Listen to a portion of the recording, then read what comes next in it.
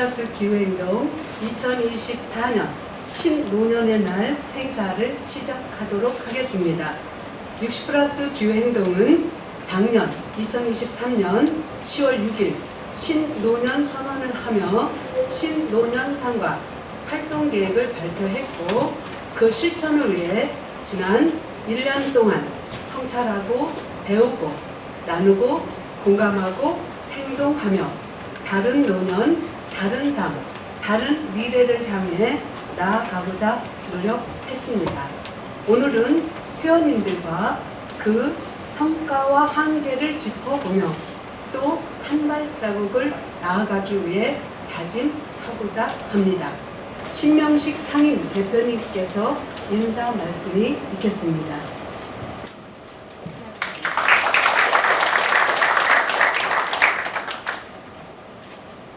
네, 안녕하십니까. 반갑습니다, 여러분. 오늘 10월 1일이 국제 노인의 날이라고 합니다. 노인이라는 단어, 참 요즘 안타깝게도 이 단어가 우리 사회에서는 언제부턴가 이제 부정적인 언어로 쓰이기 시작했습니다. 참 슬픈 일이죠. 포털에서 노인이라고 제가 검색을 해봤더니 연관 검색어가 노인 빈곤, 노인 일자리, 기득권, 세대 갈등, 정치적 보수, 이런 단어들이 떠오릅니다. 자, 우리 사회에서 언제부터 노인이란 말이 이렇게 부정적 이미지로 쓰여지게 됐을까요? 참 안타깝죠. 그래서 60플러스 기후행동은 1년 전 오늘 노인이라는 자리에 신노년을 놓겠다고 선언을 했습니다. 새로운 개념을 제시했습니다. 신노년은 성찰하고 새롭게 배우고 연대하고 그리고 가진 것을 나누고 행동하고 꿈꾸는 사람입니다. 저희는 그렇게 정의를 내렸습니다. 그래서 신노년은 나이 듦이라는 것이 얼마나 아름다운 것인지를 보여주는 사람이라고 저희는 생각합니다. 지난 1년간 60플러스 교회행동의 회원들은 그런 새로운 신노년상을 정립하기 위해서 다양한 실험과 실천을 해왔습니다. 아직은 새로운 모색이 다소 생경하기도 하고 서툴게 보일 수도 있습니다. 그래도 우리가 갖고 있는 모든 것을 있는 그대로 한번 보여드리려고 합니다. 다른 노년, 다른 삶, 다른 미래를 꿈꾸고 실천하고자 하는 여기에 있는 우리 모두가 한번 그런 새로운 꿈을 꾸어나가는데 도움이 되는 자리가 되었으면 좋겠습니다. 고맙습니다. 지난 1년간 각 위원회 동아리 활동을 중심으로 활동한 동영상을 시청하시겠습니다. 별이 빛나는 밤에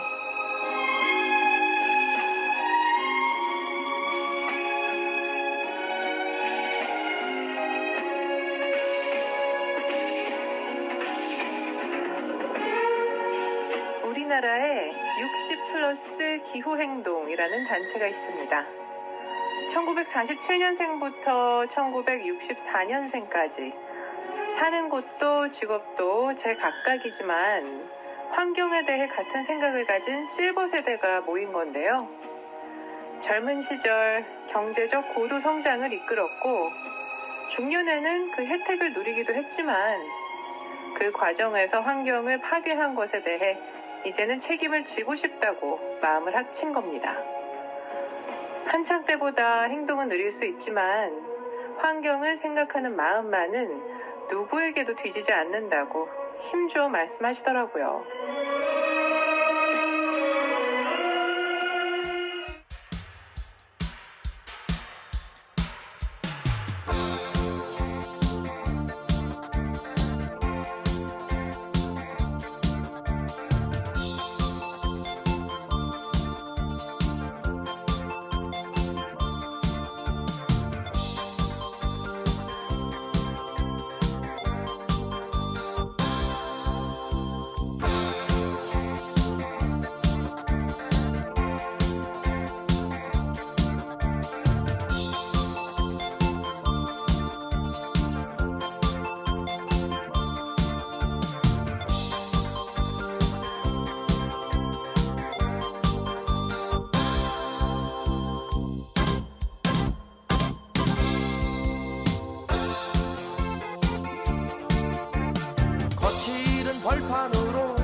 달려가자.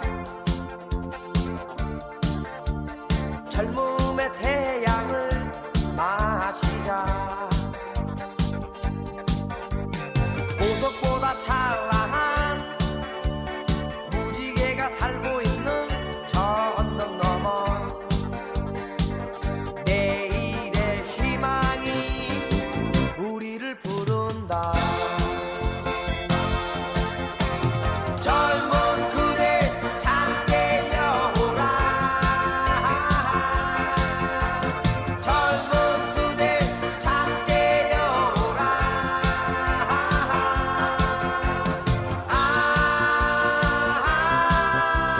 사랑스러운 젊은 그대. 태양 같은 젊은 그대. 젊은 그대. 젊은 그대.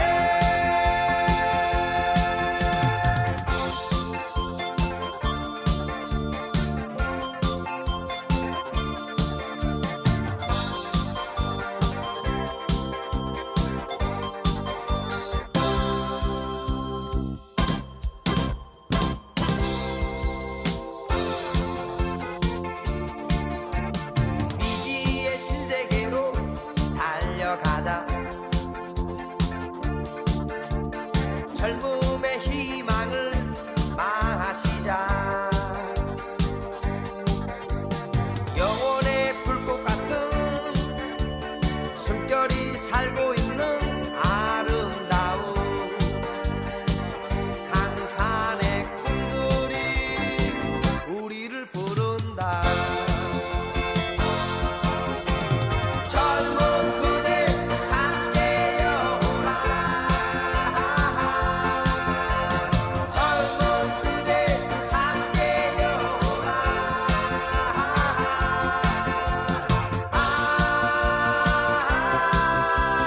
사랑스러운 젊은 그대. 태양 같은 젊은 그대. 젊은 그대. 젊은 그대.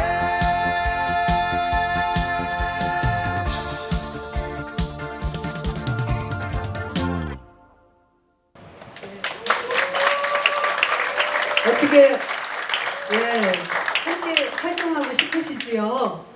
네, 이제 일부를 마무리하고자 합니다.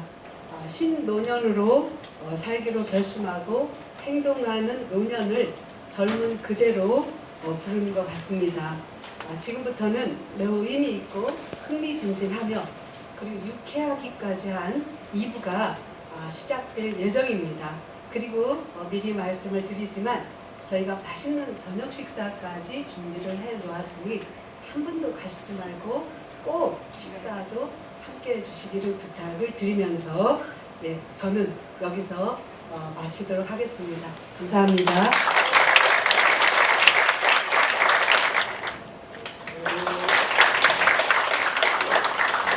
네, 2부 사회를 맡은 한승동. 어쩌다 사회자가 된 민윤희경입니다. 어쩌다 사회자가 된 건 마찬가지였어요. 맞고 보니 둘 다 사회 경험이 전혀 없어요. 그래서 걱정스러운데 하여튼 잘 하도록 애써보겠습니다.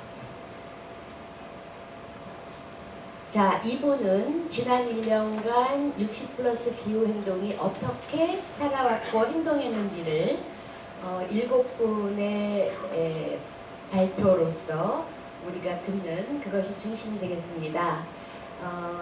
발표 잘 들어주시고요. 또 이 발표뿐만이 아니라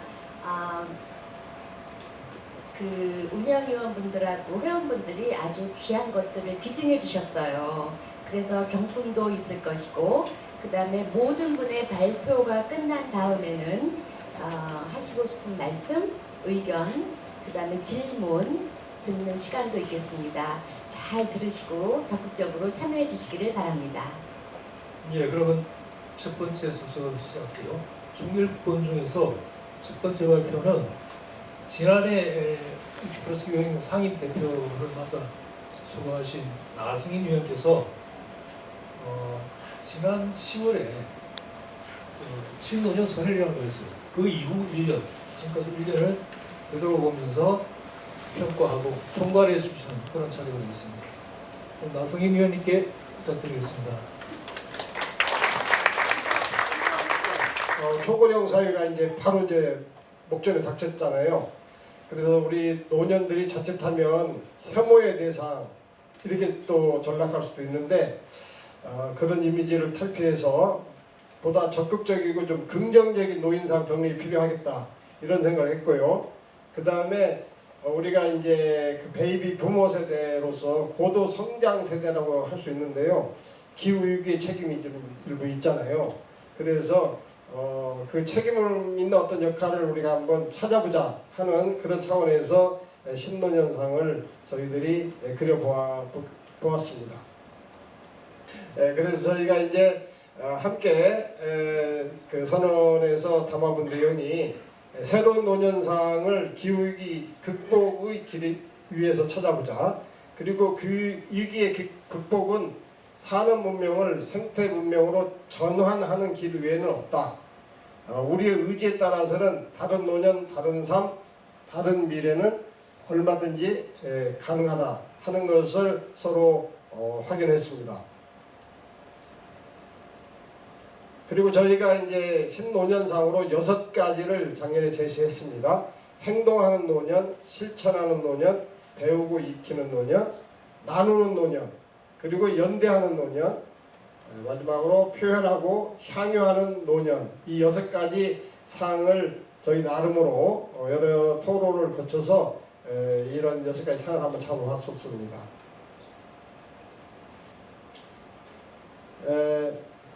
나름 저희들이 이제 창립한 지 3년 정도 되어 가고 있는데요. 작년에 이제 그 여러 이제 시사인이라든지 한겨레 등등에서 관심도 많이 갖고 다뤄주었습니다.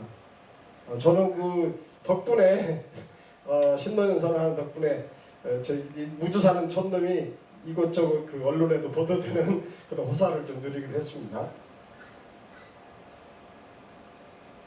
저희가 이제 작년에 이제 선언문을 발표하면서 중요하게 생각한 것은 선언이 그냥 말로만 그치는 선언이 되어서는 안 되겠다.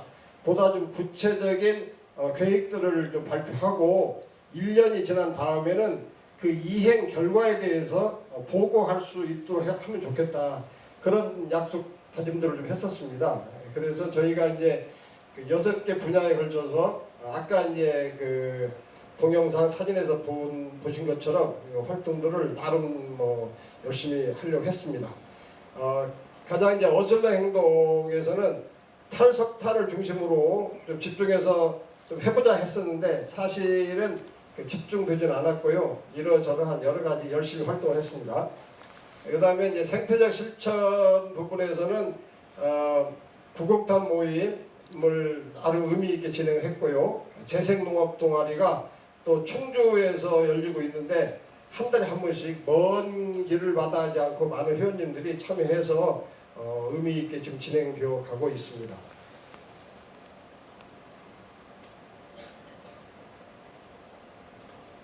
그 다음에 이제 전환 교육 학습 분야인데 이 영역에서는 나름 이런저런 시도가 있었는데 아직 자리는 좀 덜 잡힌 것 같습니다. 그래서 특히 이 교육 전환 교육 부분에 관심 있는 분들의 좀 많은 참여가 지금 요청되고 있습니다. 사회적 상속 이따가 따로 이제 정의용 선생님이 자세하게 말씀을 해주실 것입니다. 연대 부분에서도 나름 바쁘게 이곳저곳 많이 연대 활동을 했고요. 기후 취약계층 인권의 진정이 그 성과의 그 나름의 의미를 갖고 진행이 될 것 같습니다. 앞으로는 이제 아동 청소년과 연대 그리고 국제 시니어 연대 이런 쪽에도 관심을 많이 가져야 할 것 같습니다. 넘어갑니다. 예, 그다음에 이제 다 아시다시피 우리 방탄노년단이 굉장히 열심히 즐겁게 활동해 오고 있습니다. 그리고 걷자동맹 하고 있고요. 저희가 이제 재생 농업하면서 풍물도 곁에 끼어가지고 조금 이제 같이 장구도 치고 깽가리도 두드리고 있습니다. 앞으로 좀 다양한 동아리가 활성화되었으면 좋겠습니다. 그리고 이제 선언문에 담긴 건 아닌데 저희들이 활동하고 실천하고 하다 보니 정책적인 부분이 많이 필요합니다. 그래서 경제정책위원회 분들이 많이 고생을 하시는데 아직은 인원도 좀 부족하고 역량도 조금은 딸리는 부분이 좀 있습니다. 그래서 여기 많은 우리 훌륭하신 분들 많이 계신데 우리 기후 정책 분야에 관심을 갖고 함께들 많이 참여해 주시면 좋겠습니다.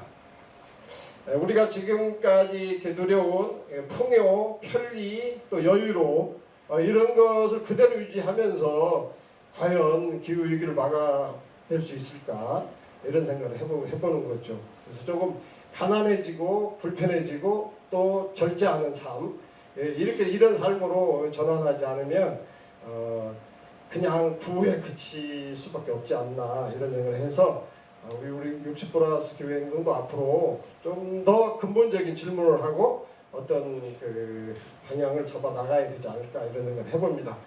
그리고 이제 기후 정치 얼마 전에 이제 뭐 기후 총선이 지나갔는 총선이 또 요즘에 또 기후 정치에 대해서 약간 또 잠잠하잖아요. 그래서 이렇게 선거 때만 반짝이는 그런 기후 정치가 아니라 일상생활에서 행정, 제도, 뭐 정책 이런 것 항시 좀 감시하고 골바른 방향으로 이끌어 가려고 하는 그런 노력을 우리 60+ 기후 행동에서도 해야 되지 않느냐 이런 생각을 해보고 있습니다.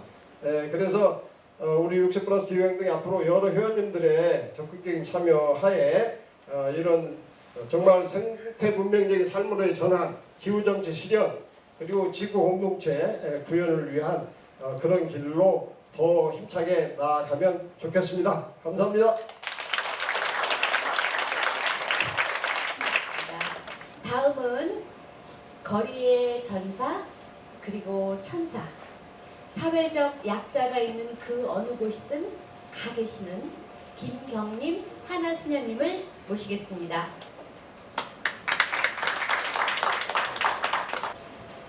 나는 왜 거리로 나서는가? 무엇을 꿈꾸는가? 안녕하세요. 저는 서울 포교 베네딕토 수녀원의 김하나 수녀입니다. 저는 현재 수녀원에서 운영하는 유치원에서 6, 7세 유아들에게 그림책을 읽어주고 있고 또 수녀연합회 JPIC 분과에 소속되어 연대 소임을 하고 있습니다. 2012년에 쌍용 자동차 해고 노동자들이 평택에서 서울로 올라와 서울시청 근처에 돌아가신 쌍차 노동자와 가족들을 기리는 분향소를 차렸습니다. 그리고 그곳을 방문한 정의구현 사재단 신부님들이 이듬해 쌍차 노동자들과 연대하기 위해 덕수궁 대한문 앞에서 225일간 매일 미사를 드렸습니다. 저는 그 거리 미사에서 처음으로 민윤혜경 선생님을 만났고 그 인연으로 오늘 이 자리에 서게 되었습니다. 첫 부탁의 제목과 달리 저는 기후 행동을 넘어 또한 성당과 수녀원 울타리를 넘어 제가 왜 거리로 나서는지 이야기하려고 합니다. 수녀원에 들어가기 전에 저는 서울의 산동네인 동천동, 하월곡동, 행당동 등에서 타가소와 공동 봉사를 했습니다. 수녀원에 입회 후 종신 서원하며 10여 년의 세월이 지날 즈음 새만금이 큰 이슈로 등장했고 지리산에서부터 서울까지 많은 사람들이 오체투지와 삼보일배를 하며 새만금 간척 사업에 반대하고 있었습니다. 그런 소식을 들으며 계속 수녀원 울타리 안에서만 지낼 수 없다는 생각에 그 휴가를 내서 새만금, 천성산, 사대강, 용산, 강정, 쌍차, 밀양, 백남기 어르신 미사, 세월호 이태원 참사, 또 긴박한 연대를 요청하는 노동자들의 여러 현장을 찾아다녔습니다. 그렇게 연대하면서 저는 제가 왜 거리로 현장으로 찾아다녔는지 스스로 질문하곤 했습니다. 공동체 수녀님들이 제가 수녀원에 기도를 빠져가며 참여하는 걸 별로 좋아하지 않았기 때문입니다.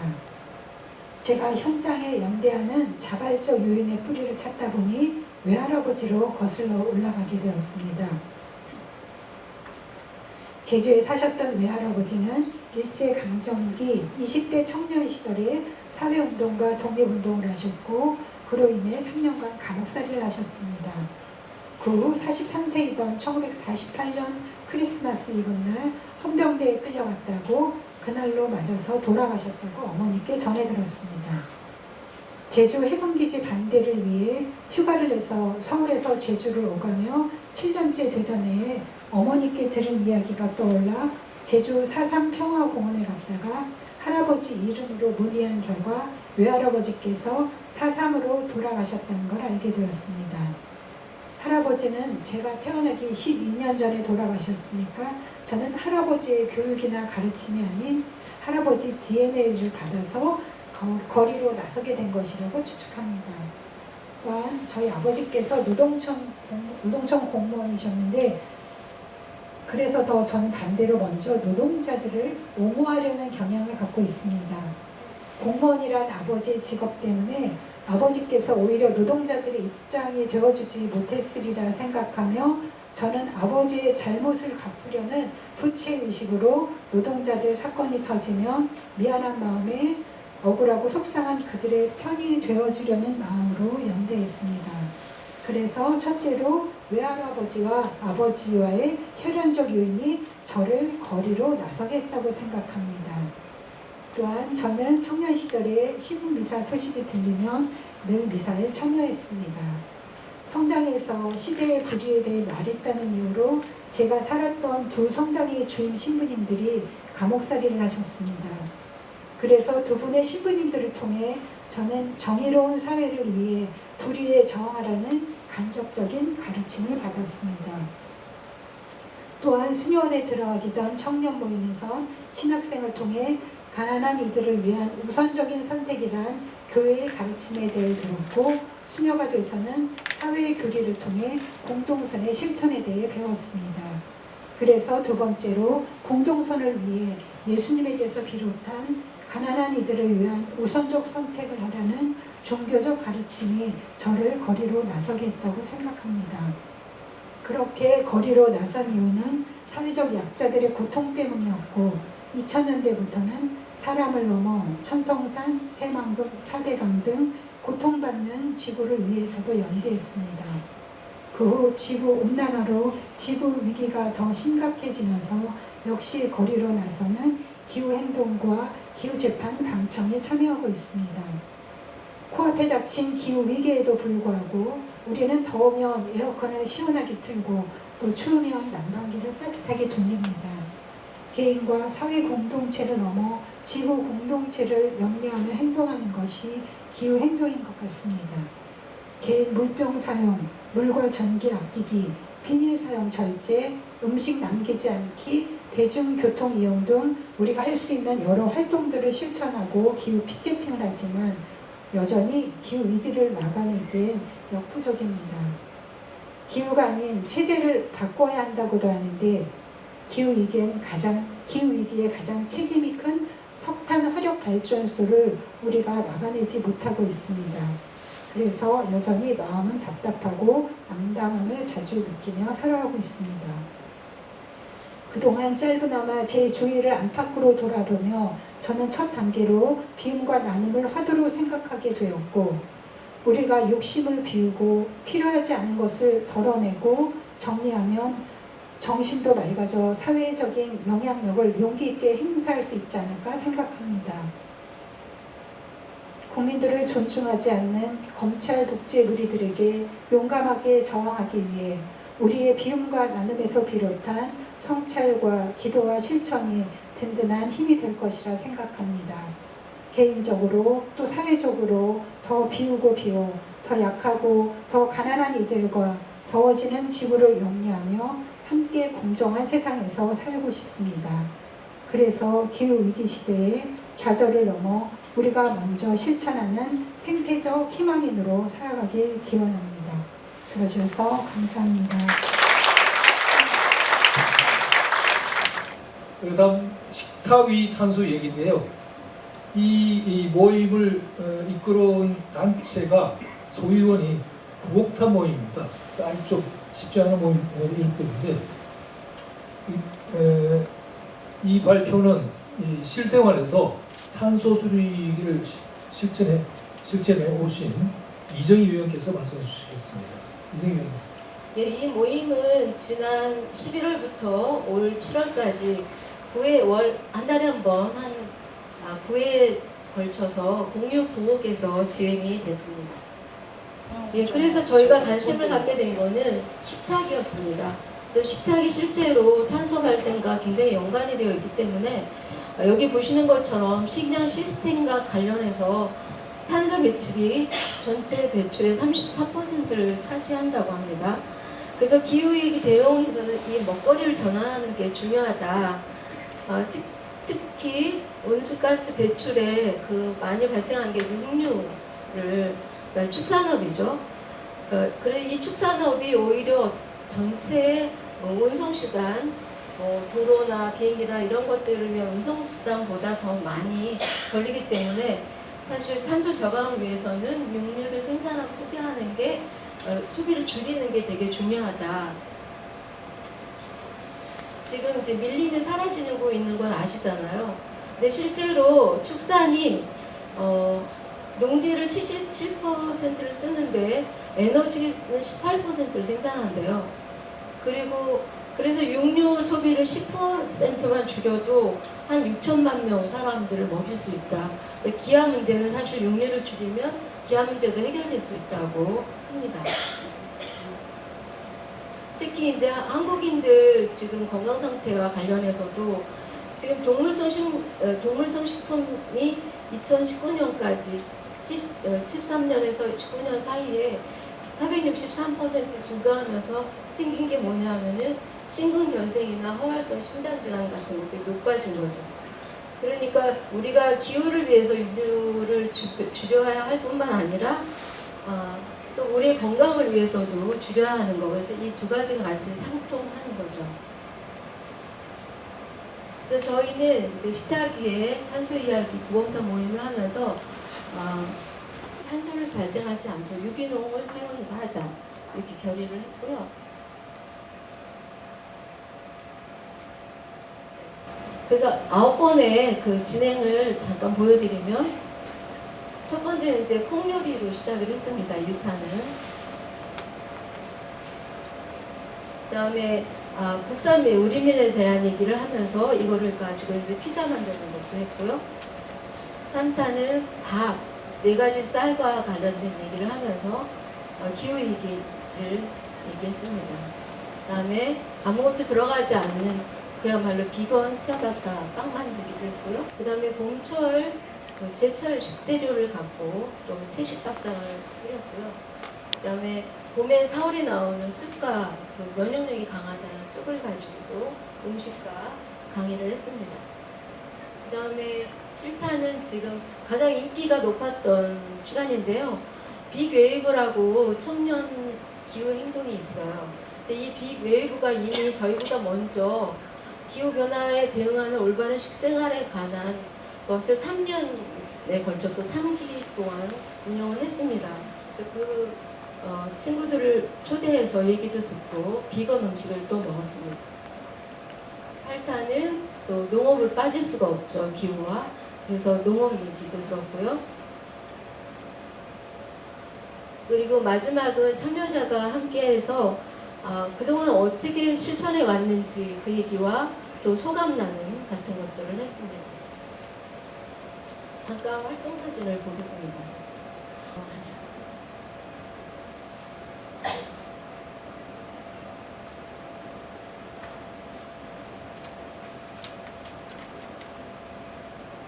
네, 그때 먹었던 음식들입니다. 네. 네, 그래서 전체가 지금 이제 저희가 9탄까지 한 결과 한 136명 분이 참석했고 참석 인원은 51명이었습니다. 그리고 하는 동안에 즐겁고 재미있었고요. 그다음에 준비하신 분들의 저희가 이제 굉장히 많은 준비를 했어야 되기 때문에 그런 정성에 감사하고 이런 매니 선정 좋았다. 채식이지만 부족함이 없었다. 그런 얘기가 있었습니다. 또 아쉬운 점으로는 저희가 하는 동안에 이걸 안내하고 후기를 올린다거나 이런 카페에 그런 작업을 못했기 때문에 홍보에 대한 아쉬운 얘기를 했고요. 또 좀 더 프로그램을 확장했으면 좋았겠다 이런 얘기가 있었습니다. 저희 이제 프로그램이 좀 단순한 편이었으니까. 그다음에 또 하나는 이제 저 음식하는 사람이 꼭 음식 담당이 필요했는데 이거를 지금 여성위원들이 주로 많이 하는 바람에 다 같이 참여했으면 좋았겠다 이런 얘기가 있었고요. 그다음에 프로그램 중에 저희가 사진 찍었던 걸 사용할 때가 있었는데 그때 이제 개인정보 사용 동의를 좀 받아 이렇게 필요하다 그런 얘기 있었고요. 프로그램 후에 참여자분들과 후속 모임을 만들려고 했는데 참여하는 분이 적어서 구성이 되지 못했습니다. 그래서 이때까지 했던 것이 좀 이어졌으면 했는데 그러지 못해서요. 이게 좀 아쉽고 그렇긴 하지만 이제 저희가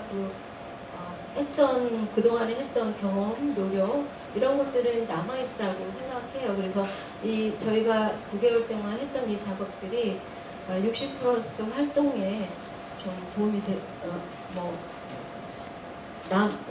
기여를 하게 되지 않을까 이런 기대를 합니다. 네, 감사합니다. 자, 우리 BTN의 공연을 즐기실 건데요. BTN은 60+ 기호행동이 세계에 자랑하는 합창단, 중창단입니다. 아주 즐거운 노래를 함께 하면서 노년의 기후행동의 활기를 더해주고 있습니다. 근데 BTN이 뭔지 아세요? 이 BTN은 뭐냐면은 BTS가 울고 갈 방탄소년단입니다. 요즘에 이제 행동보다 이제 정동입니다. 사람을 움직이게 만든 건 이 정서적인 가음과 정치와 풍류 이런 것들이 훨씬 중요하기 때문에 이성보다도 그렇기 때문에 여러분께서 우리 60+ 기후행동 앞으로 활동하기 위해서는 이런 정서적인 활동들 굉장히 중요하니까 많이 참석해 주시기 바랍니다. 저희가 지금 일단 공식적인 곡은 2곡을 준비했습니다. 당부라는 노래 혹시 아시는 분 계신지 모르겠어요. 당부라는 노래는 이 사회운동가가 후배들한테 또 주변 친구들한테 이렇게 당부하는 그런 노래입니다. 상당히 좀 장중하고 비장한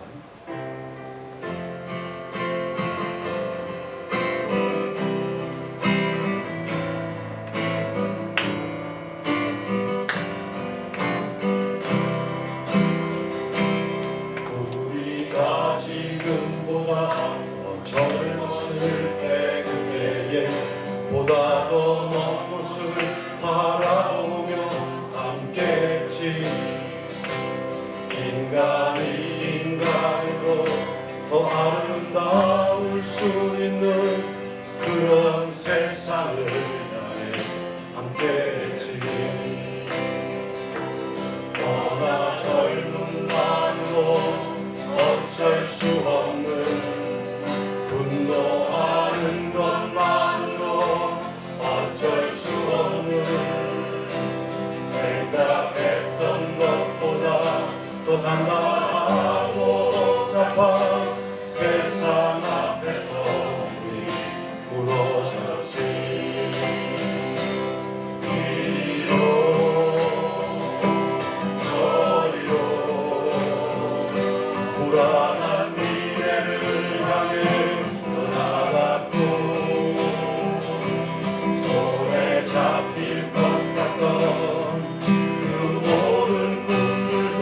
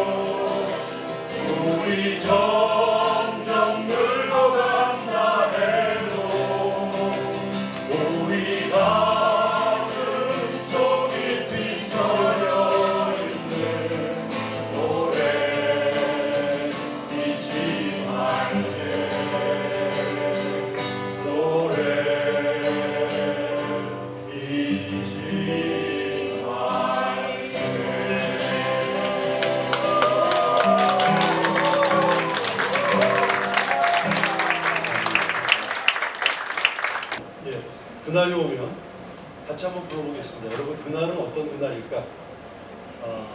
민주주의가 구현되는, 주의 문제가 해결되는, 인권 문제가 해결되는, 전쟁이 일어나지 않는 그날을 갖다가 우리 다 기원하는 마음으로 한번 같이 불러보겠습니다.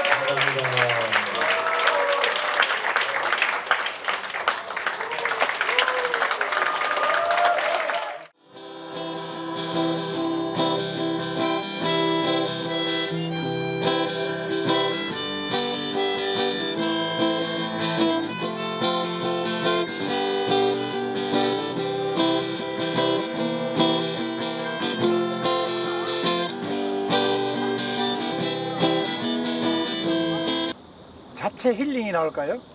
제가 이제 주 활동하는 거는 월요일 날 아침에 7시 반부터 9시까지 피켓팅을 하는데 그 1시간 반을 투자해서 일주일이 힘이 생기는 느낌이 날까요? 노래를 부르면서 그 여러 가지 단체들을 알아가는 것, 이런 변화, 그러면서 저도 이제 슬슬 어슬렁 이런 데도 나가봐야겠다 이런 생각을 하고 있습니다. 음식물 쓰레기가 좀 더 안 남도록 하려고 노력을 하고 있기도 하고요. 대중교통을 더 많이 이용한다거나 뭐 손수건을 꼬박꼬박 가지고 다니려 한다거나 이런 식의. 그냥 바라만 보지 않고 뭔가 이런 문제가 있을 때 현장에 가서 적극적으로 행동해야 되겠다 하는 그런 마음이 이제 생기고 그런 행동을 나타내게 된 것이 이제 크게 변화된 거라고. 제가 28년 전에 첫 아이를 가졌을 때 그때 처음으로 제가 지구에 대한 마음을 먹기 시작했어요. 지구를 살려야겠다. 그때 이미 저는 지구가 힘들어하는 느낌이 있었어요. 산에 가도 그랬고 강에 가도 그랬고 정부 정책이든 아니면 그 에너지의 문제든 또 이렇게 생태계 문제 이런 것도 현장하고 직접 많이 방문하게 되고 해서 제가 기후 문제를 바라보는 시야가 좀 넓어졌고 내가 지금 뭔가를 하잖아요. 지금 하는 거가 뭐 당장에 뭐를 바꾸진 않지만 이렇게 하나씩 모이면 분명히 무언가 우리가 바꿔낼 거라는 믿음이 있어요. 그렇기 때문에 그래서 내가 달라진 것 같아요. 지구가 맞이하고 있는 기후위기의 심각성, 뭔가 인간이 저지르고 있는 그 좀 몰지각성, 점점 더 깊이 깨닫게 되는 것 같아요. 자본주의 사회에서 모든 게 소비가 근본 원인이다. 그래서 소비를 줄이는 운동을 자연스럽게 지금 하고 있습니다. 그 시골에 좀 버려져 있는 땅을 일구면서 가급적이면은 무농약, 무비료 방식으로 먹거리를 생산해서 재생농업이라고 하는 것을 어떻게 하는지 그것을 알게 되고 결국 토양에 미생물을 길러서 그 미생물이 온실가스를 저장할 수 있는 농사를 제가 하게 된 것이 제가 하는 게 뭐 대단한 일도 아니고 별것도 아니에요. 근데 별것도 아닌 이게 꾸준히 하는 게 굉장히 중요하다고 생각하고 있고 지금은 어쨌든 거기에 대해서 내가 뭐 망설이거나 주저하지 않게 되고 뭐 글을 써서 뭐 뉴스레터를 제작한다라든지 또는 행사가 뭐 행동 같은 거 갈 때 글씨를 쓴다라든지 뭐 꽹과리를 친다라든지 뭐 이런 등등의 내가 가진 재능들을 의미 있게 쓸 수 있어서 참 저는 좋다고 생각합니다. 어쩌면 60 넘은 분들끼리 어떤 이런 열정과 에너지가 지금 기후 문제 관련돼 가지고 새로운 어떤 변화의 큰 동력이자 또 축이 될 수 있지 않을까라고 하는 거에 대한 확신. 후손들의 기회를 뺏는 노년이 돼서는 안 되겠다. 이런 것들을 그 어느 때보다 절감하고 또 그에 관련된 실천들을 하나하나 해나가려고 생각하고 있습니다. 사람만이 아니라 동물, 그 다음에 나무, 그리고 무생물까지 상호 모두 연결되어 있어서 그 연결된 그 우리의 모든 삶이 제대로 살아나야만이 나도 살고 우리 모두가 산다라고 하는 인식의 전환이 중요한 변화라고 또 말씀드릴 수 있습니다. 그 인생전환, 녹색전환이 저희의 중요한 슬로건인데 이제 좋은 친구들과 함께 녹색전환을 이루는 노년으로서의 삶에 대한 의미와 자신감이 생긴 것 같습니다. 결정적인 것은 60% 기후행동은 건전한 노년들의 놀이터다. 당장 어떤 변화를 줄 수는 없을지라도 앞으로 우리와 같은 행동을 하는 사람들이 끊임없이 있을 거고 그래서 저는 그런 희망을 가지고 여기 지금 참여를 하고 있습니다.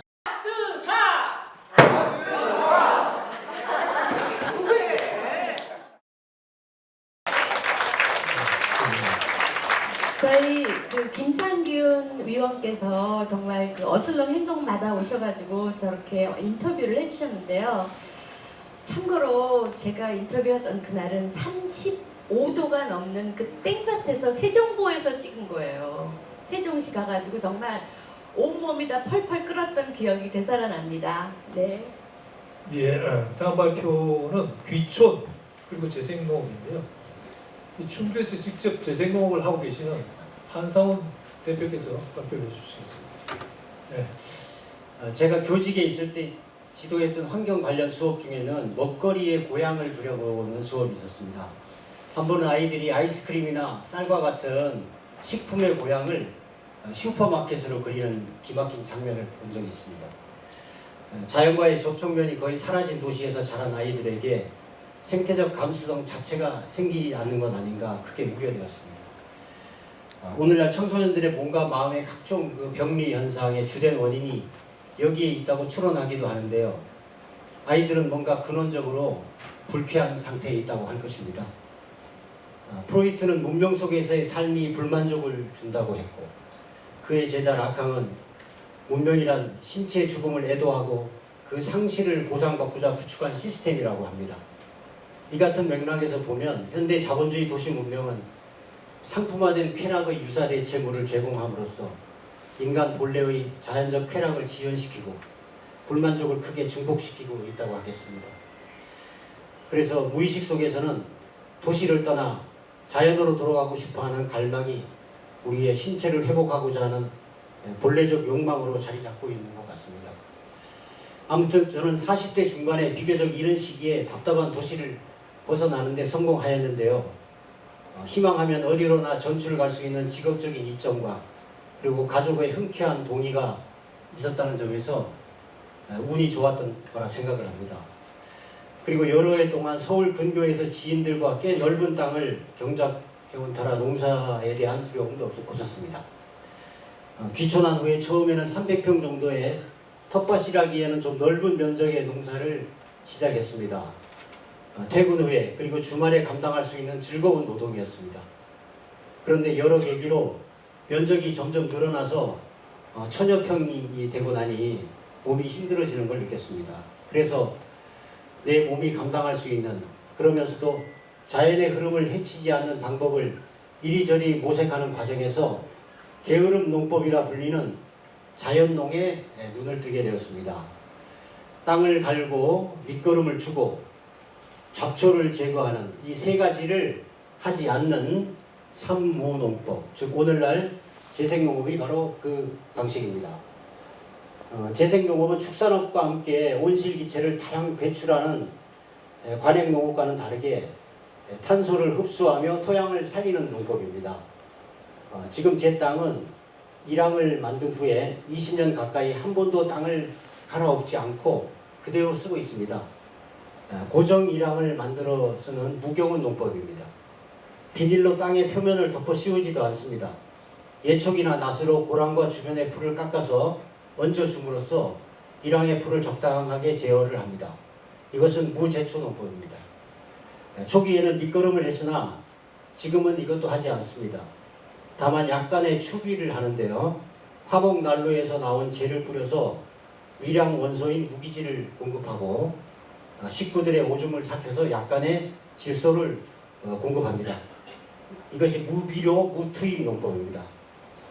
대개 이 농법에 대해서는 잡초를 잡는 것에 대한 어려움과 생산량에 대한 의문을 제기합니다만 결론적으로 말하면 풀을 제어하는 것 말고는 하는 일이 거의 없고 토양의 비옥도는 일정 시간만 지나면 해결된다는 점입니다.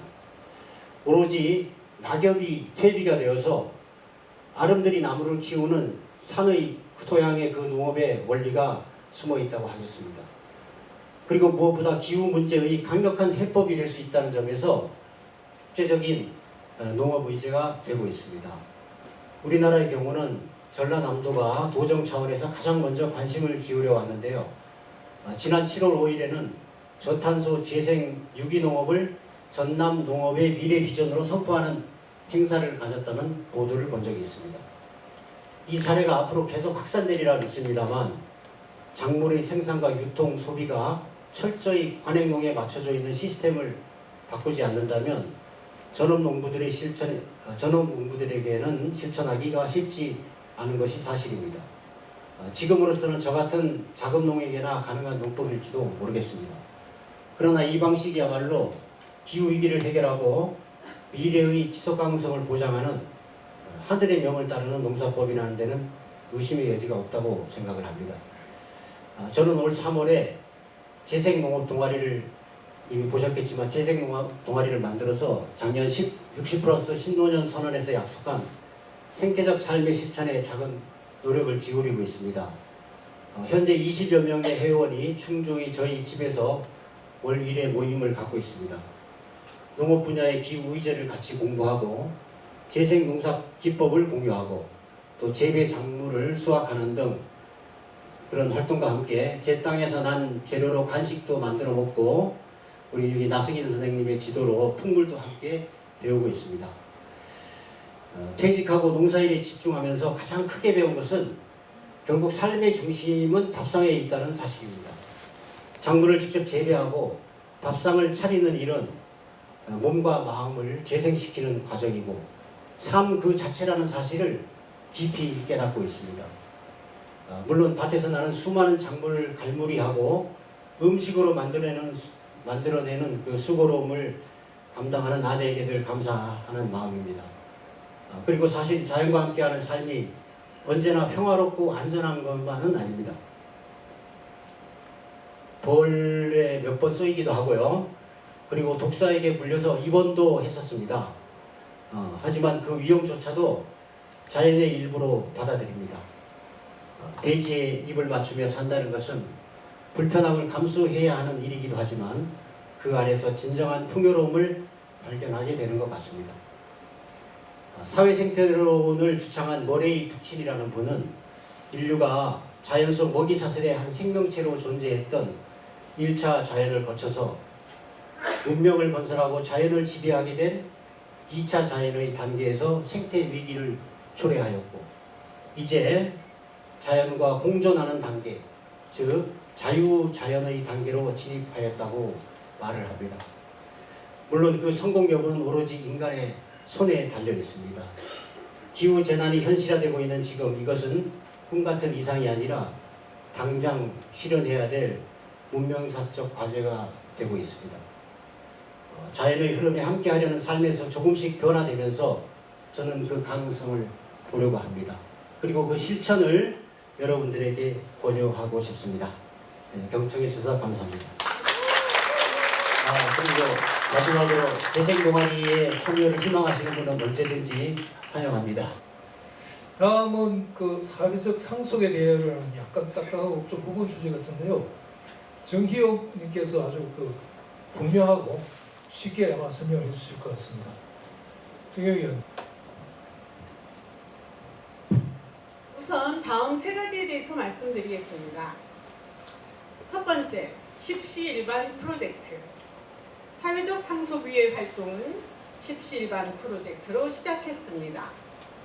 4명의 청년을 만났습니다.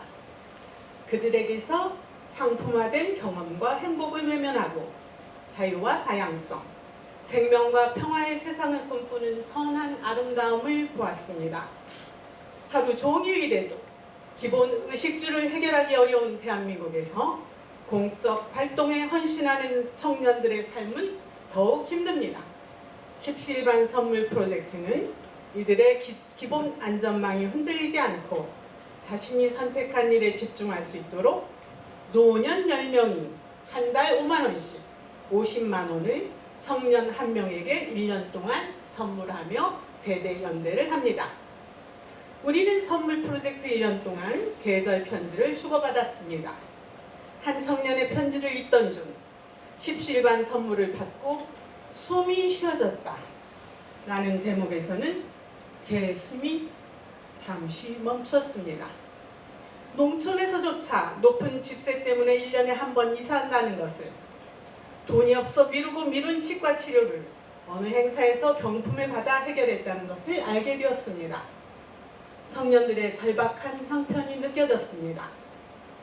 한편 자신의 시대적 역할에 대한 확신과 부족한 물질로도 자유롭고 다양하고 재미있게 사는 청년들이 부럽기도 했습니다. 하지만 이 청년들이 지금과 같은 기본 안전망이 없는 상황에서 얼마나 더 계속해서 활동할 수 있을까요? 사회적 상속, 거창한 단어에 비해 작은 선물 프로젝트로 시작했지만 널리 확장되어야 하고 그들의 활동도 우리들의 선물도 계속되어야 합니다. 현재 상황입니다. 시즌 1 4명 지원이 11월에 끝나고 시즌 2 4명 지원 공고를 10월 중에 합니다. 두 번째, 사회적 상속의 지역 확장. 새만금 시민생태조사단 이야기입니다. 제가 지방에 살아 선물 프로젝트를 시작하면서 저는 우리 지역 청년들에게 먼저 관심이 갔습니다. 전북 잼버리들을 초대하여 영화 수라를 함께 보았습니다. 수라의 주인공은 새만금 시민 생태조사단입니다. 이들은 방조제가 완공된 이후 20년이 넘는 긴 시간 이 지역의 생태계가 어떻게 무너지는지 관찰, 조사, 기록해오고 있습니다. 아무도 알아주지 않는 일에 자기 돈 써가며 내고장의 생태계를 지켜왔습니다. 그들이 놀랍고 존경스러웠습니다. 제가 근무했던 군산대학교와 수라는 아주 가까운 거리입니다. 그들이 멸종위기 새의 종류와 숫자를 세고 썩어가는 새만금호의 퇴적물을 조사하는 동안 저는 그들을 알지 못했습니다. 60+ 기후행동이 지난 1월 수라갯벌을 탐방한 날 거리 집회에서 단장 오동필을 만났습니다. 그것이 저와 오동필의 첫 만남은 아니었을 겁니다. 제가 군산대학교에 부임하고 몇 년 후 그가 환경공학과에 입학했다 하니 그는 저의 지구과학과 환경이라는 강의를 들었을지도 모릅니다. 들었다 한들 죽음의 모래 사막으로 변해가는 갯벌을 온몸을 던져 지키려 했던 그에게 코앞에서 벌어지는 생태학살에 무관심했던 제가 가르쳤던 그 과목이 도대체 무슨 쓸모가 있었을까요? 그런대로 괜찮다고 생각했던 제 삶을 지탱하던 무언가가 사라져버렸습니다. 대신 부끄러움이 그 자리를 대신했습니다. 60+ 기후행동이 전환이라는 말을 자주 씁니다. 인생 전환, 녹색 전환을 외치지만 쉽지 않습니다. 그런데 심한 부끄러움은 사람을 조금은 변하게 할 수 있나 봅니다. 한두 달 고민하다 지인 10명과 조사단 후원 모임을 만들었습니다. 세 번째 이야기, 사회적 상속의 기반, 숲관 활동 사례입니다. 숲관은 전주 책마루 어린이 도서관의 시민과 도서관의 이음 프로그램입니다. 숲관 가족은 함께 먹고 봄이 오면 쑥버무리도 먹고 비 오느라는 빈대떡 냉장고 다 뒤져가지고 와서 빈대떡도 먹고 아주 더운 여름 산행한 후에 수박도 함께 잘라 먹습니다. 함께 먹고 함께 읽고 숲에서도 읽고 아동센터를 찾아가서도 책을 같이 읽고 육군 장병을 방문해서도 같이 읽고 한 1, 2년씩 거의 다 함께 한 행동은 저기 읽기입니다. 저희 집에서도 읽고 헌법도 읽습니다. 함께 읽고 가꾸고 도서관 앞마당을 가꾸고 새만금 갯벌 생태 현장을 찾습니다. 자연의 아름다움과 소중함을 느끼며 함께 걷고 놀고 이야기하며 공동체의 즐거움을 맛봅니다. 저희가 한 달에 한 번씩 산행하면서 한 것들을 동영상으로 보여주는 건데요. 어떻게 음악이 겹쳤네요.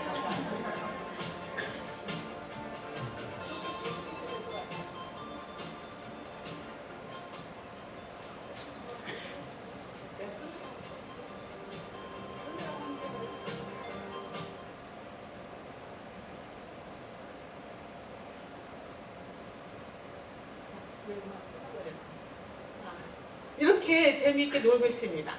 어쨌든 살기 참 힘든 세상입니다. 기후마저 고삐가 풀려 몹시 힘든 여름을 보냈습니다.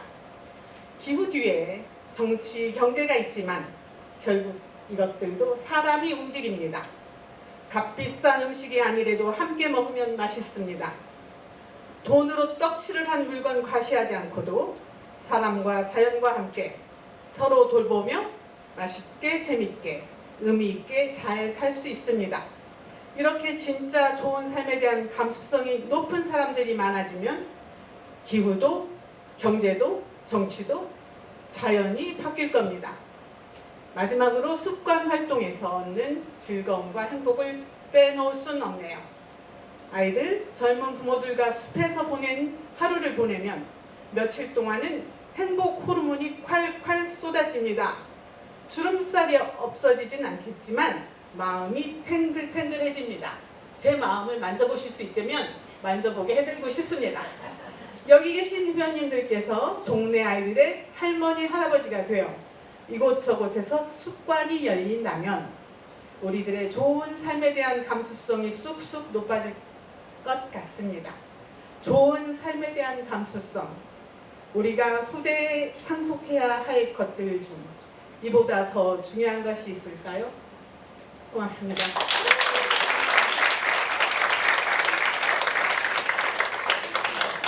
아까 여기 그 십시일반 그 지원을 받는 청년들 사진 중에 기타 치고 있는 멋있는 청년 혹시 보셨나요? 네, 유진솔 청년의 다음 이야기가 이어지겠습니다. 제목이 조금 의미심장합니다. 무사히 할머니가 되고 싶습니다. 무사히 할머니가 될 수 있을까? 죽임당하지 않고 죽이지도 않고서 굶어 죽지도 굶기지도 않으며 사람들 사이에서 살아갈 수 있을까? 나이를 먹는 것은 두렵지 않아. 상냥함을 잃어가는 것이 두려울 뿐. 모두가 다 그렇게 살고 있다고 아무렇지 않게 말하고 싶지는 않아. 흐르는 시간들이 내게 말을 걸어오네. 언젠가 정말 할머니가 된다면 역시 할머니가 됐으리. 손을 잡고서 우리가 좋아한 그 가게에 앉아 오늘 처음 이별해 온 내 개인들처럼 웃을 거야. 네, 이렇게 끝나는 노래였고요. 방금 읽었던 것은 장혜영 님이 만든 노래 무사히 할머니가 될 수 있을까 가사입니다. 글을 어디에서부터 어떤 말을 쓰면 좋을지 막막할 때마다 마음속에서 노래를 흥얼거려 봅니다. 이번 발표를 요청받고서는 흥얼거리게 된 노래는 방금 읽었던 무사히 할머니가 될 수 있을까라는 노래였는데요. 청년이 노년에게 바라는 점을 저는 주제로 요청을 받았습니다. 그 질문을 들으면서 되게 어려웠고 사실 여전히 잘 모르겠다는 생각이 듭니다. 어쩌면 이 질문 자체가 생소한 세상 속에서 제가 살아와서인지도 모르겠습니다. 일상 속에서 종종 만나는 어르신들에게는 이런 말을 자주 듣습니다. 결혼은 했냐? 아이는 왜 안 갖냐? 요새 젊은 사람들이 애를 안 낳아서 큰일이다. 이번 명절에도 집에 어린이가 한 명뿐이 없다면서 혀를 차는 어르신의 말을 듣고 집에 돌아왔습니다. 자주 죄인의 모습이 되어서 살아야 하는 제게 60+ 기후행동 어른들이 던진 질문은 생소할 수밖에 없었습니다. 사실 이 질문을 듣고서 내가 되고 싶은 노년의 모습은 무엇일까 곰곰이 떠올려 보았는데요. 내가 바라는 노년의 모습을 말하려면 내가 노년에는 그런 모습이 되어야 하겠지라는 생각을 하면서 말입니다. 노년에 저는 경로당에서 동네에 사는 친구들과 같이 밥을 해먹으면서 살고 싶습니다. 여성 노인만 밥을 하고 남성 노인은 가만히 앉아있는 구도가 아니라 모두가 같이 요리를 하고 설거지를 하고 수다를 떠는 공동체 안에서요. 그리고 마당에 작은 텃밭을 일구면서 살고 싶습니다. 그 텃밭에는 제가 좋아하는 바질, 토마토, 가지가 무럭무럭 자라나면 좋겠습니다. 풍년이 되어서 이웃집에도 나누어주고 요리를 풍성하게 만들어 놓고 동네 친구들을 집에 잔뜩 초대하고 싶습니다. 그리고 제 일상 속에서 툭툭 튀어나와서 만든 노래들을 부르면서 그렇게 살고 싶습니다. 방금 얘기했던 되고 싶은 노년의 모습은 지금 제가 살고 있는 모습과도 같습니다. 땅에 해롭지 않은 방식으로 텃밭을 친구들과 가꾸어 오고 채식 요리를 함께 나눠 먹는 파티를 열고 제철 채식 요리와 저의 자작곡을 선보이는 기획 공연을 열어오는 시간을 보내면서 저는 청년기를 보내고 있는데요. 지난 토요일에는 서울에서 비건 잔치가 열렸고 돌아오는 토요일에도 제가 사는 대전에서 비건 페스티벌이 열립니다. 나를 돌보고 지구를 돌보는 친구들이 모이는 자리에서 저는 노래로 함께하면서 시간을 보냅니다. 지금 이 삶을 먼 미래에도 꾸리면서 살고 싶다는 것이 제가 가진 바람입니다. 지금 저의 삶에서 행복을 느끼는 순간을 곱씹고 그리고 먼 미래의 삶을 그리다 보니 제가 청년으로서 노년에게 바라는 점은 없고 그냥 살고 싶다는 마음이 오롯하게 떠오릅니다. 따가운 햇볕 아래에서 타들어가는 작물들을 바라보면서 그리고 어지러워하는 제 자신을 보면서 또는 더운 작업장에서 일을 하다가 숨진 또래 노동자를 보면서 자주 절망과 슬픔을 느낍니다. 그럼에도 살고 싶다는 저의 이 마음은 희망에 가깝다고 느낍니다. 이 희망의 불씨가 꺼지지 않은 채로 같이 살기 위한 마음을 계속 모아나가면 좋겠습니다. 감사합니다.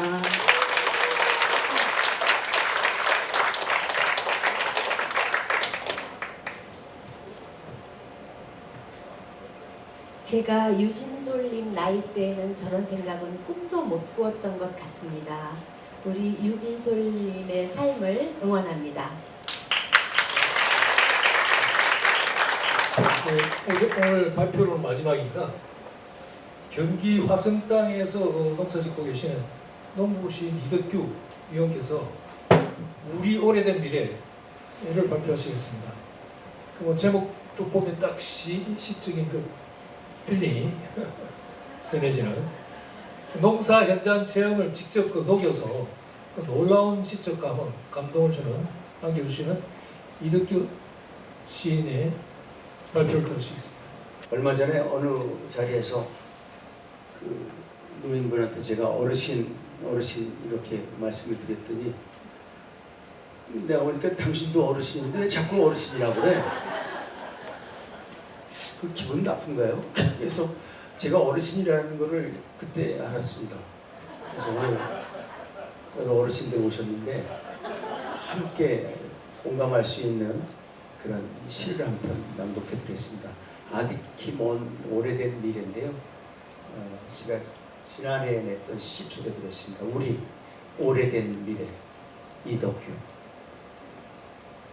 큰 거래는 쌀가마였고 작은 거래는 잡곡이나 과실을 말과 대로 담아 세물했던 그때. 백미 한 가마니면 안 되는 일이 거의 없었던 그때. 쌀로 돈을 사고 잡곡으로 물품을 사던 그때. 달걀로 공책과 연필을 바꾸고 형제들 머리 깎은 삭선 1년에 한 번 보리쌀로 건너가던 그때.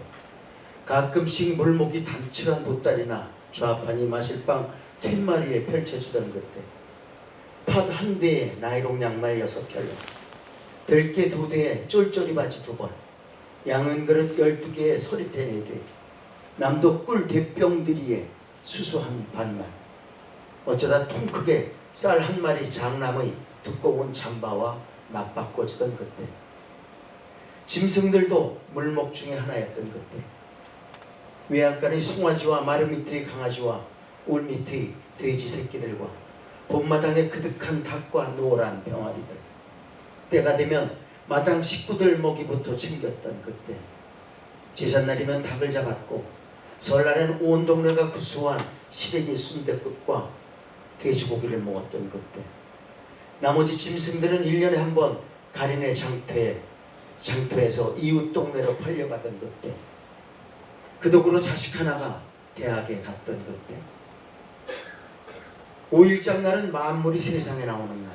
없는 게 없었던 그때. 할 일 없이 계란 꾸러미를 들고 장구경을 나온 사람들이 태반이었던 그때. 상점이나 노점에서는 돈거래보다 현물거래가 많았던 그때. 닭, 오리, 강아지, 염소, 장목, 수수빗자루, 쌀이비, 지게, 바소쿠리, 삼태기, 망태, 몽석, 덕석, 도리깨, 갈퀴와 각종 연장자루. 억센 손이 꽉꽉 조여 만든 수제, 생활용품들이 장마당에 즐비하던 그때. 고무신과 장화 때우는 신기로 장수들 사이로 미천 하나 없이 순전히 입으로만 손님을 끌어모으는 야바이도 섞여 있었던 그때. 바꾸지 못했거나 팔지 못한 물목들은 파장에 양주장집으로 몰려와 막걸리 잔술에 넘기거나 다음 장날까지 맡아두었던 그때. 장꾼들 손에 자반 한 손이 새끼줄에 매달려 흥얼흥얼 집으로 돌아가던 이슥한 밤길. 아, 의학새 슬피우니 가을인가요? 까지 부르고 매번 다시 돌아가 부르는 재당숭이 골백번 의학새로 휘영청 밝았던 그때. 돈셈은 느렸지만 물물 흥정은 빠르던 어르신들 쌈지에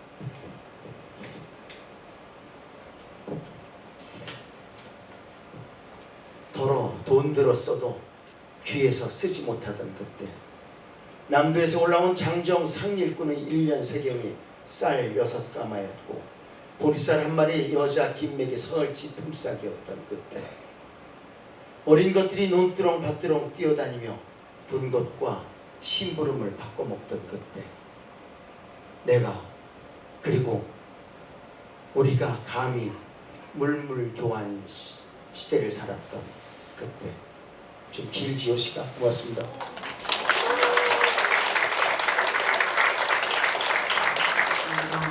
이제는 여러분들의 시간입니다. 여러분들께서 7분들의 그 발표를 들으시면서 하고 싶은 말, 의견, 질문 있으시면은 편안하게 해주시기 바랍니다. 안녕하세요. 저는 화성에서 온 이판도라고 하고요.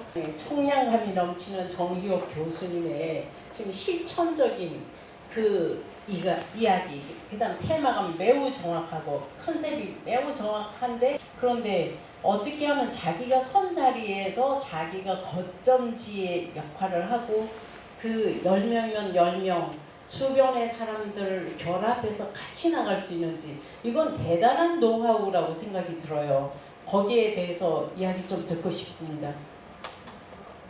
우리가 60+ 세대가 산업을 발전시키면서 경제를 발전시키면서 우리가 굉장히 기후를 망가뜨리고 세상을 망가뜨렸다는 말씀을 많이 하시지만, 우리는 6.25 이후에 그 가난했던 시절을 이겨온 사람들이기도 합니다.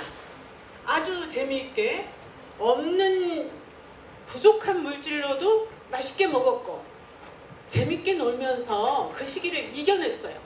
우리 다 그것을 가지고 있어요. 우리가 물려줄 유산은 그것이 굉장히 크다고 생각을 해요.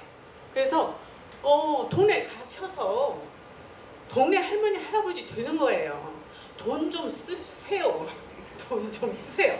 돈 좀 쓰시고 아이들하고 재밌게 놀고 먹고 행동하면 내가 받는 게 훨씬 큽니다. 내가 정말 젊어지고 힘들어할 날이 없고 내 인생을 그렇게 팽팽하게 해주는데 조금 쓰시고 시간과 돈 좀 쓰시고 그런 거 만들면 너무 좋을 것 같아요. 제 답이 충분했을까요? 감사합니다. 오늘 행사 마지막에 또 2차 추첨이 있겠습니다. 먼저 5분을 호명하겠습니다. 조예진 선생님, 류태선 선생님 나와주세요. 이게 보니까 블루투스 스피커 무선이네. 무선.